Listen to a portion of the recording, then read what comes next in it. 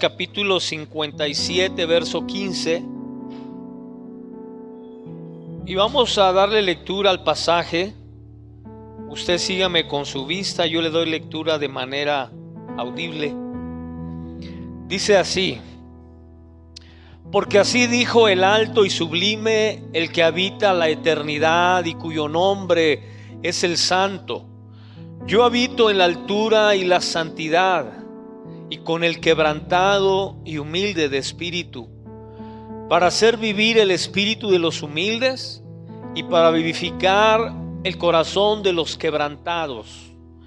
Padre, te damos gracias en esta mañana, tarde ya, Señor. Gracias por lo que nos has estado hablando desde temprano, Señor, y tal vez en semanas o meses, Señor, y que hoy llegamos al momento, Señor, donde tú quieres encontrarte con nosotros, Señor, a través de este principio, Señor.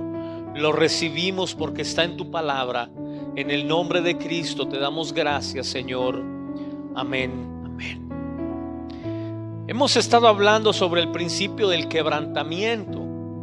¿Por qué a través de toda la Escritura hay un énfasis constante de Dios, tanto en su pueblo como en sus siervos, como en su palabra, sobre la importancia de ser quebrantados? Y pareciera que es un tanto contradictorio con el humanismo, que nos habla de ser inquebrantables, nos habla de una resiliencia que a veces parece obstinación, a veces parece necedad, porque la manera como el mundo interpreta la resiliencia o ser inquebrantable es más como obstinación, como algo que tiene que ver con el ego, el yo puedo, el yo no me voy a rendir. Y no necesariamente es inapropiado, incorrecto, pero siempre la palabra de Dios va más allá de lo meramente humano. Y inclusive hay un amigo que escribió un libro que se llama Inquebrantable, y humanamente trato de entenderlo, pero no en lo espiritual, porque en lo espiritual, si hay algo que Dios quiere en nosotros, es que seamos quebrantados, no que seamos inquebrantables. Sería triste que muchos de nosotros pudiéramos pasar años en la iglesia, en la presencia de Dios, y no tener una experiencia de ser quebrantados, de no conocer el quebrantamiento en el corazón, en el espíritu, en la mente, en las emociones. Sería algo triste, pero puede suceder. Mucha gente se mantiene dentro de la iglesia meramente concibiendo a Jesús como un buen maestro, como un buen filósofo, como un buen enseñador o maestro de principios de moral, como un libre pensador. Hay muchas formas de entender a Jesús y estar dentro de la iglesia, pero no es lo que Dios quiere hacer en nosotros. Dios quiere quebrantarnos, porque dice la Escritura que Él, si hay algo que ama, es el espíritu quebrantado, el corazón contrito y humillado no despreciará Jehová. Salmo 51, verso 17, eso dice David. Al quebrantado Dios no despreciará jamás. Y le he estado explicando que hay varias formas, varios tipos de quebrantamiento.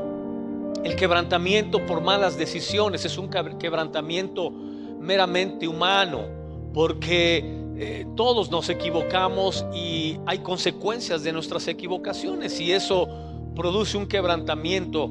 Algunos que les dura toda la vida. Toda la vida se mantienen con ese quebrantamiento por una falta, por un error, una mala decisión. Pero algunos otros, su quebrantamiento viene por su entorno, por personas, lugares, circunstancias que nos atacan, que nos afectan, que nos lastiman, que nos hacen daño. Y también es un quebrantamiento doloroso, difícil. Y estos quebrantamientos los vemos en la Escritura. Pusimos de ejemplo a Jacob, pero podemos poner de ejemplo a Moisés, podemos poner de ejemplo a David, y cada uno de ellos ha pasado por estos tipos de quebrantamiento hasta llegar al momento de ser quebrantados por Dios. Cuando Dios nos quebranta, iglesia, es el momento donde Dios tiene como propósito sacar lo que hay dentro de nosotros. Tiene como propósito ver que hay más allá de lo que nosotros muchas veces intentamos hacer. Nos esforzamos por lograr algo, pero detrás de ese esfuerzo puede haber algo que nadie sabe, algo que nadie conoce. Detrás de esa aparente dedicación o profesión o actividad puede haber algo que solo Dios sabe. Y el quebrantamiento tiene como propósito sacar ese yo que no conoce la familia, que no conocen los hermanos, que no conocen las personas cercanas a nosotros, que solo Dios sabe que está ahí. Y el quebrantamiento Dios lo va a usar siempre, porque es la manera como Él puede hacer que usted y yo le obedezcamos. La manera muchas veces de que Dios tenga nuestra atención y nuestra obediencia es muchas veces solo a través del quebrantamiento. Y yo le he dicho a usted que mientras que usted no es quebrantado, usted no conoce la obediencia.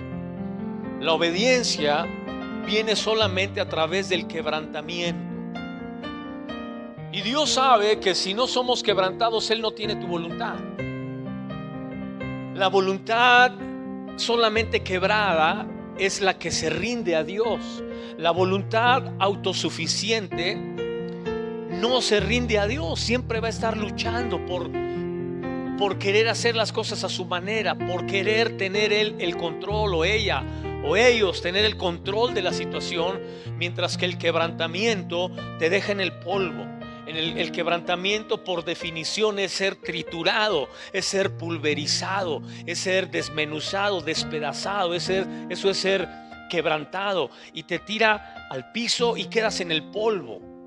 Fue una de las cosas que Dios tuvo que trabajar con el apóstol Pablo, porque el apóstol Pablo, si había una persona admirable de manera humana, en lo personal, en lo profesional, era el apóstol Pablo. ¿Por qué? Porque era un hombre exitoso en todo. ¿Se acuerdan ustedes cuando él apela a su ciudadanía romana y le dicen: ¿cómo obtuviste la ciudadanía romana? Le dice el procónsul: yo con una suma de dinero tan grande no he podido obtener la ciudadanía romana. Pablo era judío y era romano. Era un hombre que había desarrollado y alcanzado tanto en la vida, que era admirable por el lado que lo queramos ver. Cuando él menciona un poco su currículum en el libro de los Gálatas y habla de que él fue circuncidado al 8º día conforme a la ley, de la tribu de Benjamín. Mire, yo sé que eso muchos no lo entendemos. ¿Y qué tiene que ver que sea la tribu de Benjamín? Para nosotros eso no es relevante, pero para los judíos, el que tú puedas mantener tu linaje, el que tú puedas mantener de alguna manera tu genealogía y saber cómo llegaste hasta aquí. ¿Usted sabe que hoy es una profesión eso?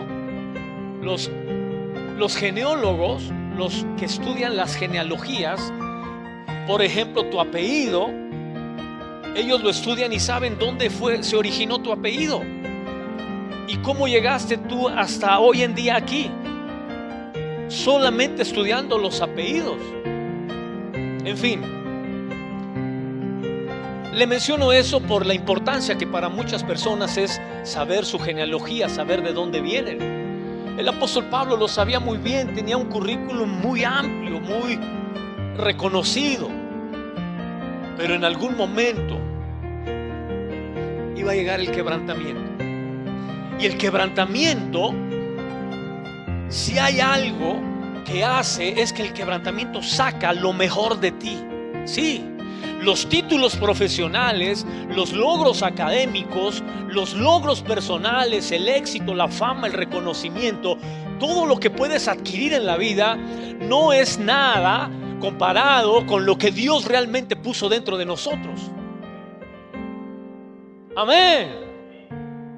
Muchos dicen de Moisés y de Pablo que los dos eran tan capaces, tan brillantes, tan inteligentes, que aunque no hubieran hecho lo que hicieron, de todas maneras hubieran sido reconocidos. Es decir, que hubiéramos recordado a Moisés como el príncipe de Egipto, tal vez. Hubiéramos recordado a Moisés como una mente brillante judía del tiempo de Jesús. Algún escritor que pudo haberse, a lo que se pudo haber dedicado el apóstol Pablo. Pero lo que Dios sacó de ellos cuando los quebrantó, lo que Dios descubrió que había en ellos, lo que surgió a través de ese proceso de quebrantamiento fue sorprendente. Cuando Pablo, dice la escritura, que cayó al piso, que cayó al polvo literalmente, se pulverizó con esa autosuficiencia que él tenía, con esa capacidad que él tenía humana, cuando cayó al polvo, cuando se hizo pedazos, de él salió lo más brillante que hasta hoy podemos conocer de uno de los siervos de Dios después del Señor Jesucristo. Para mí es el apóstol Pablo. El apóstol Pablo, sí, ese judío que humanamente era muy talentoso, muy capaz, pero que dentro de él, dice Taylor Caldwell, la escritora no cristiana, así se llama su libro, El Gran León de Dios, dentro de Pablo había un león. Un león, ese hombre que medía unos 50, unos 60 de estatura, llevaba un león dentro de él, que él no sabía que había dentro de él. Sabía que tenía títulos, sabía que era exitoso, sabía que era un gran negociador, que negociaba para los judíos como para los romanos, que tenía una capacidad impresionante para, hoy en día sería como un geopolítico, un Henry Kissinger, un secretario de la ONU, una mente brillante. Ese hombre, dentro de él había un león, dice Taylor Caldwell.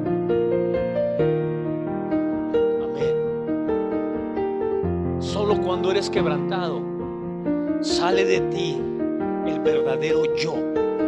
Y puede ser un león. Puede ser un león. Cuando la escritura describe a los valientes de David, cuando se refiere a ellos en el libro de las crónicas, de cómo eran, dice la escritura que sus pies eran como de gacelas, que tenían como rostros de leones, que eran hombres que tiraban con mano derecha y con mano izquierda, eran ambidiestros. Cuando hace una descripción de esos valientes y los analizas, dices, esos no son los que se encontró David, afligidos, amargados, angustiados de espíritu. Esos no pueden ser. Esos eran los mismos. Hombres amargados, afligidos, endeudados, oprimidos. Cuando los describe Crónicas y dice que eran hombres con rostros de leones, pues como que no te concuerda con lo que te menciona la manera como los encontró David. Pero todos pasaron por un quebrantamiento. Todos fueron quebrantados. Todos fueron quebrantados como el Señor Jesús fue quebrantado en el Getsemaní. Sí, en esa prensa de aceite. Eso significa Getsemaní en arameo. Esa prensa de aceite donde las aceitunas están siendo quebradas, están siendo machucadas para que pueda salir de ellas el aceite, pueda salir de ellas lo mejor, extraer de ellas lo mejor. Eso fue lo que sucedió con esos hombres que fueron quebrantados. Cuando fueron quebrantados, salieron leones, gacelas, tigres. Salió de ellos lo mejor. Ahora le dije que este principio muchas personas no lo enseñan. Aún dentro de la iglesia no enseñan el principio del quebrantamiento. ¿Por qué? Porque a nadie nos gusta ser quebrantados. Porque todos lo que queremos es ser reconocidos, aplaudidos. Todo lo que queremos es ser apapachados, ser atendidos, ser servidos. Eso es lo que queremos todos. Todos queremos la fama, el reconocimiento. Pero ¿quién dice, yo quiero ser quebrantado? ¿Quién dice, yo quiero ser triturado? Quiero ser pulverizado.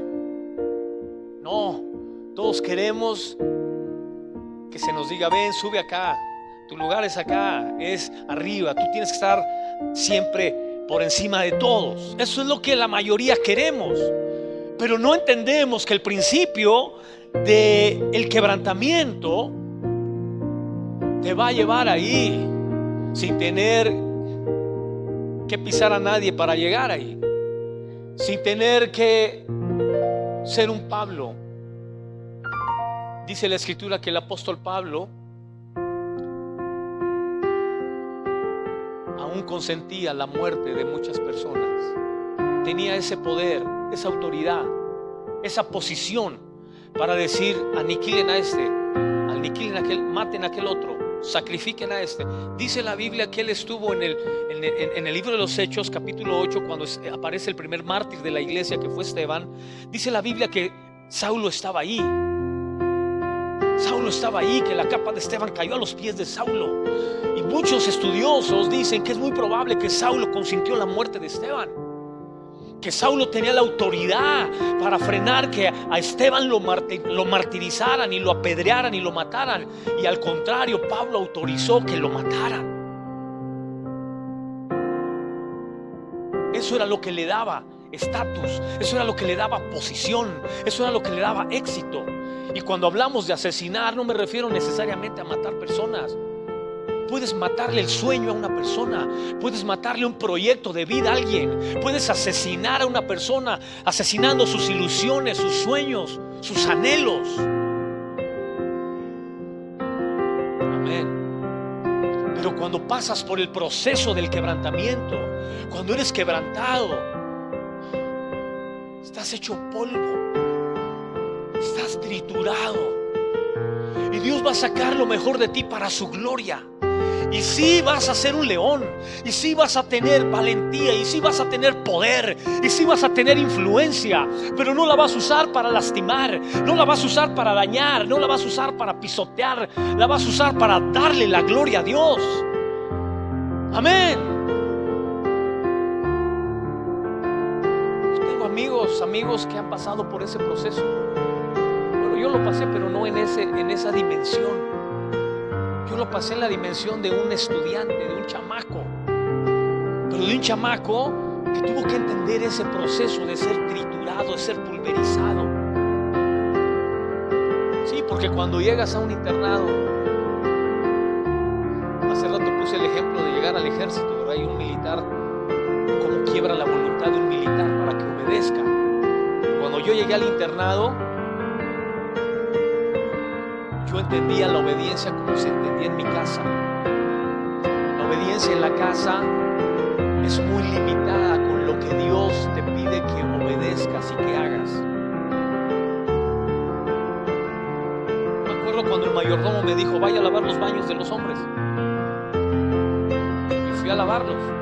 Y yo hasta hoy he ido a baños públicos de centrales camioneras, he ido a baños públicos de restaurantes, baños públicos de deportivos, baños públicos, y nunca he visto un baño como ese.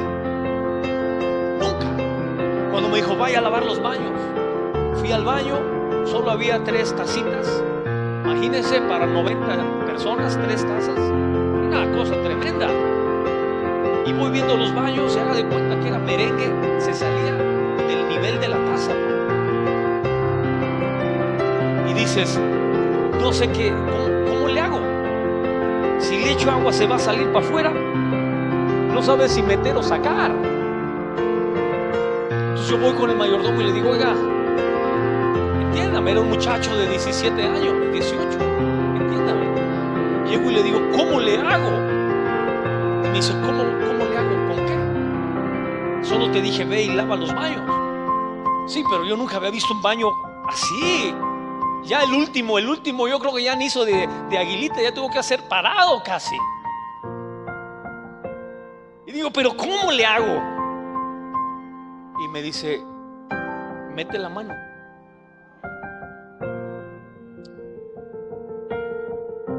Yo dije, ¿en serio? No le cuestioné lo que me dijo, pero dije, ¿en serio? Dentro de mí.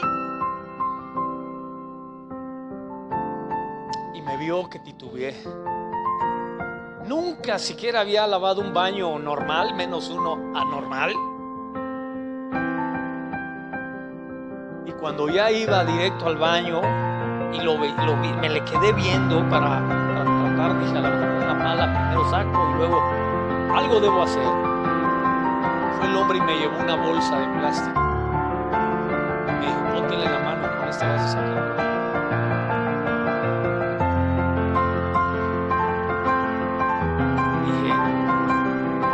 Está rota la bolsa. Ay, Dios mío, los que no han vivido cosas así, hermanos. Pero estás en un lugar donde se te pide una obediencia que tú no entiendes, que tú no conoces, porque es una obediencia que va más allá de lo que tú se te ha enseñado. Y cuando tú llegas a Dios y eres procesado a través del quebrantamiento, se levanta el apóstol Pablo ya del piso, aniquilado, triturado, y Dios le dice, es necesario que sufras por causa mía. Es necesario que por causa de mí vayas, prediques el evangelio y sufras. Yo siempre digo, ¿qué clase de llamado es ese? ¿A quién lo llaman y le dicen, te voy a llamar para que sufras? Ese es tu llamado. Imagínese que su novio le llama para hacer vida con usted y le dice, te llamo para casarme contigo porque quiero que sufras a mi lado. ¿Usted haría algo así?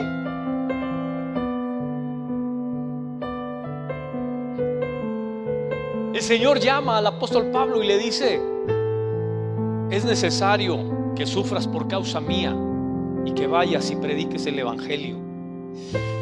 Padre, ¿qué clase de llamado es ese?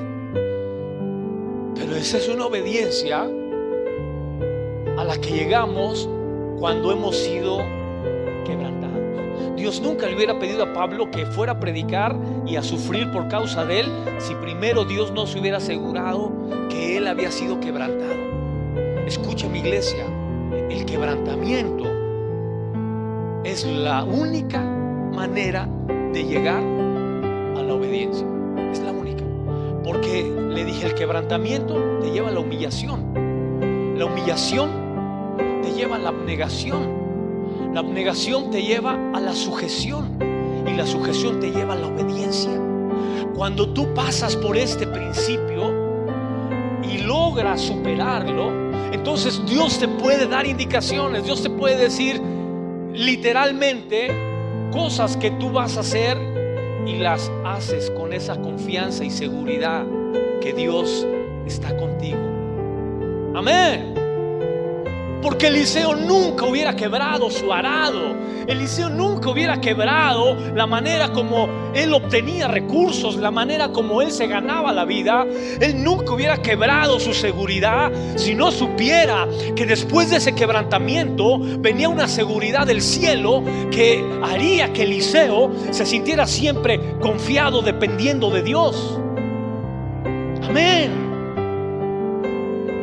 Quebrar tu seguridad, quebrar tu negocio, quebrar tu trabajo, quebrar tu profesión. ¿Para qué? Quebrar lo que me da seguridad para llegar a un momento a depender totalmente de Dios. Amén. Por eso cuando el apóstol Pablo le escribe a Timoteo y le dice, Timoteo, ninguno que milita se enreda en los negocios de la vida a fin de agradar a aquel que lo tomó por soldado, porque aquel que lo tomó por soldado sabe Sabe que primero, para poderlo enviar como soldado, ha quebrantado su voluntad. Sabe que le va a obedecer. Sabe que va a ir al campo de batalla, que posiblemente se muere en el campo de batalla, pero se va a morir obedeciendo al que lo tomó por soldado. Amén, iglesia. ¿Cuántos están dispuestos a morirse obedeciendo a Dios? Que entonces yo me voy a morir ahí en la raya, me voy a morir obedeciendo a Dios. A veces siento que no puedo, a veces no sé qué hacer, a veces no tengo recursos, a veces me siento enfermo, a veces me siento mal, pero yo me quiero morir obedeciendo a Dios. Iglesia, la única forma de mostrar a Dios que le amas es obedeciendo. Mucha gente dice: yo le voy a demostrar a Dios que lo amo y quiero servirle, quiero trabajar para Él, quiero hacer esto, quiero hacer aquello otro. Y Dios dice: nada más obedéceme. Esto, nada más obedece. Amén. Porque dice la Escritura que la obediencia es mejor que el sacrificio. Pero para llegar ahí, dijimos, ¿qué es lo que lo antecede? El quebrantamiento.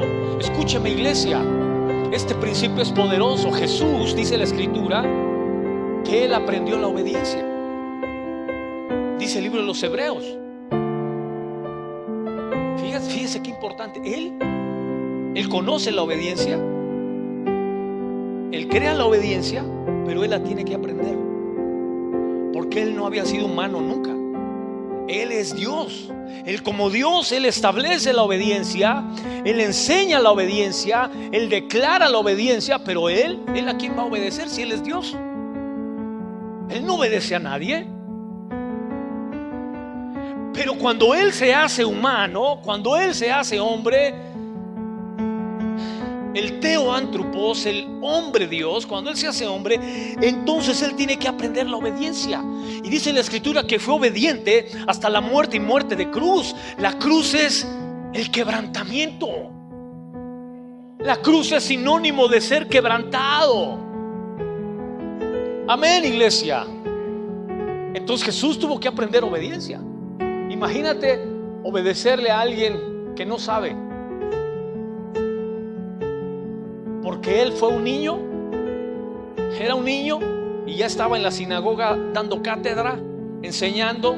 Los fariseos, los rabinos lo escuchaban y decían: ¿y este chamaco de dónde sabe tanto? ¿Cómo aprendió? Él era Dios, Él sabía todo. Sin embargo, obedeció a sus padres, porque Jesús nunca tuvo el sentimiento que tú conoces y que yo conozco de desobedecer. Él no supo lo que es sentirse mal porque desobedecí. Nunca, porque Él fue obediente hasta la muerte de cruz. Amén, iglesia. Eso es lo que produce el quebrantamiento. Pero el quebrantamiento, dijimos, también produce vida. El quebrantamiento produce la vida que no surgirá si no pasas por ahí.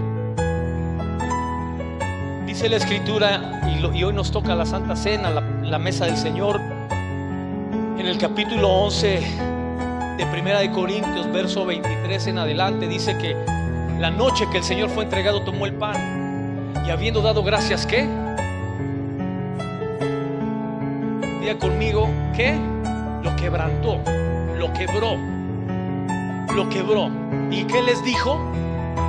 Ese es mi cuerpo, ese soy yo. Ese pan quebrado, ese quebrantamiento soy yo. Yo soy el que está siendo procesado. Ustedes van a participar del pan y van a participar del beneficio, pero el que está siendo quebrado, triturado, soy yo. Eso es lo que estaba diciendo el Señor Jesús. ¿Y qué salió de ser quebrantado? Diga conmigo, la vida. La vida. La vida siempre sale del quebrantamiento. Escúcheme, cuando a una mujer se le rompe la fuente, cuando a una mujer se le quebranta la fuente, sale la vida de ella. La vida sale cuando la fuente es quebrantada. Cuando es quebrantado el grano de trigo, dice el Evangelio de Lucas, cuando el grano de trigo cae a tierra y es quebrado, entonces sale la vida de él. mientras queda solo, mientras está en algún lugar solo, no puede salir la vida de él. La vida de él sale hasta que es quebrantado. Iglesia, necesitamos ser quebrados. Si tú quieres ser un generador de vida, si tú quieres ser y cumplir el propósito que Dios tiene para ti, a donde quiera que vayas, tienes que pasar por este principio. Tengo que ser quebrantado. Porque si no, a donde yo vaya, voy a generar muerte, voy a generar sufrimiento, dolor, aflicción, retroceso. Yo necesito ser quebrantado. Dice la Biblia que el profeta Jonás, Dios le habló y le dijo: Jonás, levántate y ve a Nínive y predica, pregona en aquella gran ciudad. Y dice la escritura que Jonás, en lugar de ir a Nínive, ¿a dónde se fue? A Tarsis. ¿Sabe qué significa Tarsis? Hacer añicos, hacer pedazos. Prefería ir a hacer pedazos su vida que ser quebrantado por Dios. Es sorprendente que haya personas así, que prefieran que su vida se haga pedazos. Bueno, no es sorprendente porque todos fuimos chamacos y estoy seguro que nos tocó como chamaco jugar con compañeritos, con un juguete, y de repente otro lo quería y otro y dijeron ni para uno ni para otro, y terminaban rompiéndolo, ¿no? ¿Le tocó eso de niño? A mí me tocó muchas veces ver a niños que no, entonces para nadie, si no es para mí, no es para nadie, y terminan rompiéndolo. Eso hace mucha gente, y lo hace en una relación, y lo hace en su familia, y lo hace con su casa, con su negocio, con su trabajo. Si no es para mí, no es para nadie, y termina uno haciendo pedazos todo. Jonás, cuando Dios le dijo: vas a Nínive y vas a predicar allá, dice la escritura que él se fue a Tarsis, a un lugar donde prefería que se hiciera pedazos todo. Pero Dios iba a usar Tarsis o Nínive o Jerusalén o el mismo mar o cualquier lugar donde él se encontrara, lo iba a usar para quebrantarlo. ¿Por qué? Porque Jonás nunca iba a conocer la obediencia si no pasaba por el quebrantamiento. Si en una indicación se fue para otro lado, ¿como para qué darle más indicaciones?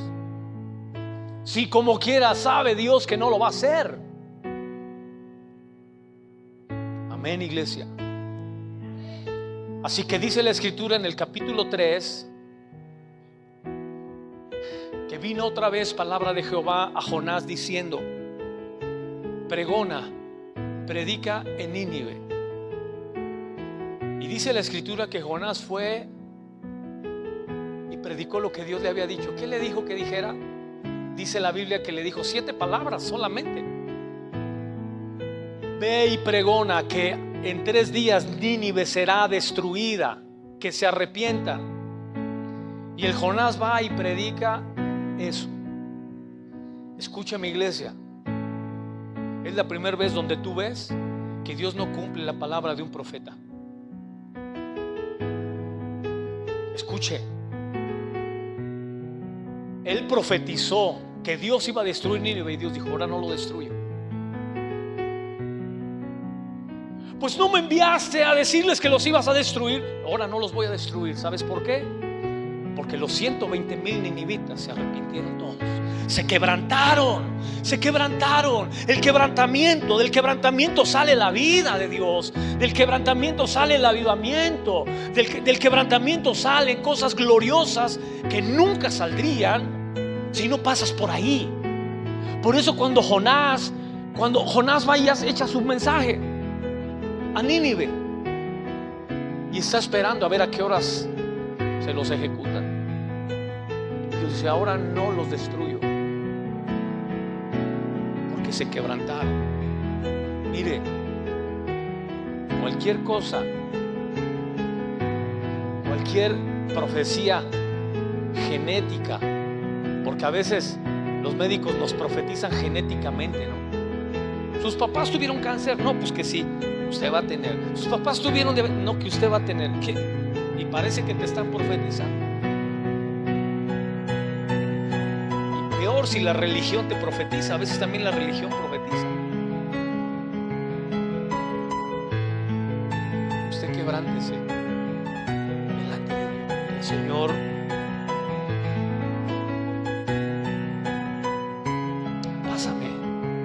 pásame por la prensa, pásame por el Getsemaní, la prensa donde sale el aceite.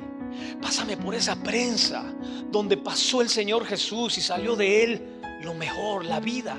Pásame por ahí. Amén. Iglesia, el quebrantamiento siempre te hace brillar. El quebrantamiento siempre te va a llevar a victorias verdaderas. Dice la Biblia que Gedeón y sus 300 hombres, cuando fueron a pelear, dice la Escritura que llevaban cántaros con teas ardiendo dentro de ellos. Y dice la Escritura que antes de que esas teas ardiendo brillaran o dieran luz, los cántaros tenían que haber sido quebrados, tenían que haber sido pulverizados. Escúchame, iglesia, cuando usted quiebra un cántaro o algo de barro, de cerámica, tú no sabes ni qué es. Si era un plato, una taza, una jarra, ¿qué era? Porque se hace pedazos totalmente que no sabes ni qué es. Eso es lo que pasa cuando tú estás siendo quebrantado. Estás siendo pulverizado, no sabes ni qué eres, ni quién eres. Amén. Pero después de ser quebrantado, escucha, iglesia, va a empezar a alumbrar, vas a empezar a brillar. Va a haber gente que va a empezar a ver en ti algo especial, va a empezar a notar en ti algo diferente.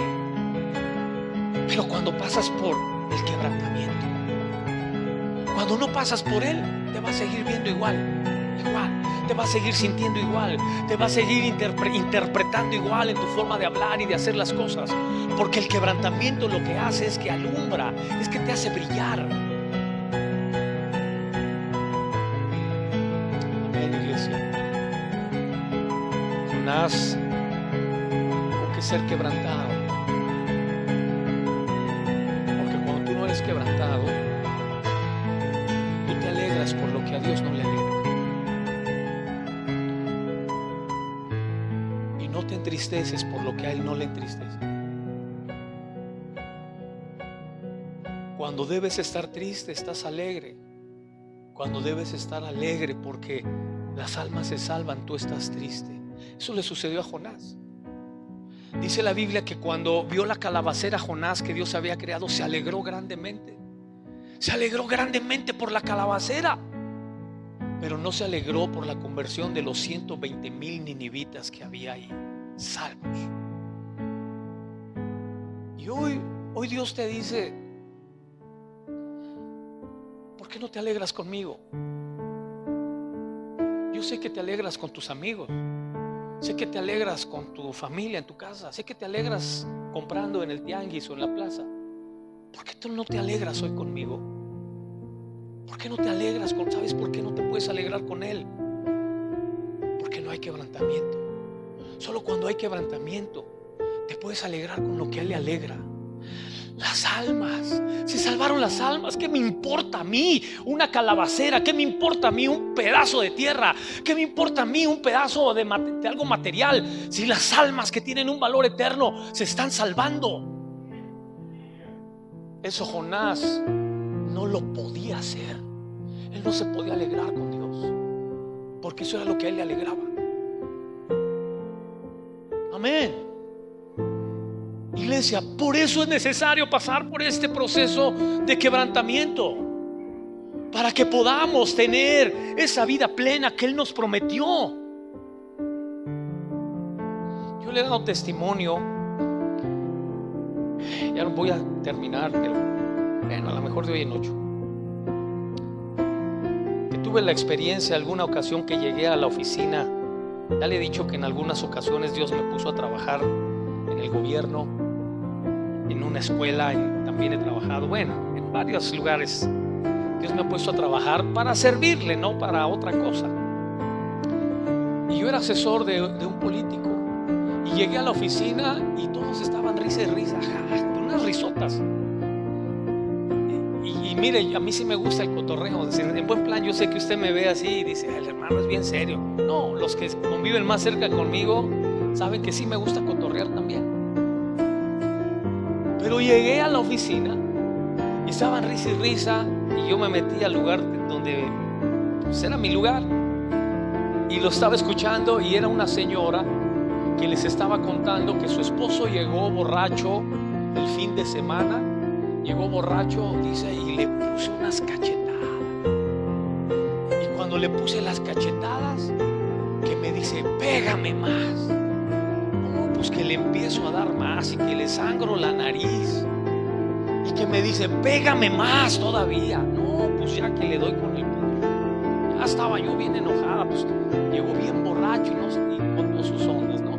Y que le da con el puño cerrado, y también le rompí la boca, y todos ja, ja, ja, y te decía pidiendo que le dieras más, sí, y dame más, y yo lo agarraba y le daba. Yo estaba bien borracho, y yo estaba escuchando, me quedé callado ahí, no me causó la risa, hasta hoy no me sigue causando risa. Y dice un compañero, ¿a poco no estuvo bien chistoso lo que hizo la compañera tal por cual? Risa a mí. Y volteó ella, ¿por qué no le causa risa? Digo, porque qué tal si ese hombre que golpeaste hubiera sido tu hijo, y que la esposa de tu hijo lo golpeara a él así, y que el que estuviera bañado en sangre no fuera tu esposo, fuera tu hijo? ¿Te reirías? No, ya cuando dije eso, haga de cuenta que cayó el chahuizle. Todos piensan, no, es que ya ven cómo es él. Y la gente empezó a decir, ahí se deshizo la bolita. Y le digo algo, a mí me gusta reírme y hago bromas también, pero cuando se trata de las cosas de Dios, y que tú sabes que hay cosas que a Dios le agradan y que hay cosas que no le agradan, entonces tú sabes ahora que te puedes alegrar con Él y te puedes entristecer con Él, porque a él le entristece que las almas se pierdan. Yo le he dicho a usted que una evidencia de una persona salva es que cuando se entera de que una persona falleció, su reacción inmediata es: habría recibido a Cristo, habría conocido al Señor, habría tenido algún encuentro con Él, alguien le hablaría. Es la reacción de una persona que es salva, porque tú quieres que los demás se salven también. Amén. Aleluya. Iglesia, el quebrantamiento te hace aceptar personas que tú no aceptarías si no fueras quebrantado. Cuando ves al Señor Jesús, cuando ves al apóstol Pablo, yo a veces tengo mis dudas de si el apóstol Pedro fue quebrantado, y tengo mis dudas si son muy respetables, y tengo bases teológicas y históricas para decir eso. Usted sabe que muchos teólogos creen que el apóstol Pedro no escribió ni la primera ni la segunda carta, que quien las escribió fue Juan Marcos, que se les atribuyeron a Pedro, pero él no las escribió. Porque cuando usted lee el libro de los Hechos, usted ve que desde el capítulo 7 Pedro ya no es mencionado, Pedro ya no sobresale. Es Esteban, luego la conversión en el capítulo 9 de Pablo, y todo lo demás es puro Pablo predicando, llevando el evangelio a las naciones, predicando por todos lados. Y Pedro se fue a encerrar en Jerusalén con los judíos. Es muy probable que se fue a judaizar. Y si él regresó al judaísmo, como Pablo lo confronta en Gálatas, cuando dice que lo que hacía Pedro era de condenarse, porque primero los quiso sacar del judaísmo y luego los quiso regresar a judaizarse, es cuando yo digo, yo creo que Pedro no fue quebrantado. Porque cuando eres quebrantado no quieres volver a la religión. Cuando eres quebrantado, cuando eres procesado, no quieres volver a lo mismo de antes. Cuando eres quebrantado, lo único que quieres es cumplir el propósito de Dios para tu vida. Amén. ¿Cuántos quieren ser quebrantados hoy? Aleluya. Tú ya conoces el quebrantamiento. Ya lo conoces, porque has vivido cosas que te han quebrantado internamente. Tu corazón, tu mente se ha quebrantado, Conoces el quebrantamiento por cosas que te han hecho otros, pero el quebrantamiento que viene de Dios es un quebrantamiento. Dice la Escritura que Dios habita en medio de los quebrantados de corazón, que atrae a Dios, que acerca a Dios. Es el quebrantamiento que aún lo que se había profetizado sobre tu vida, sobre tu familia, Dios dice: no, no se va a hacer eso. Aunque lo haya dicho Jonás, no los voy a destruir, no van a morir, les voy a dar vida porque se han quebrantado. El quebrantamiento de Dios siempre será un generador de vida, de salud, de bendición, de luz. Ponte de pie, vamos a orar. Aleluya. Te adoramos, Señor Jesús.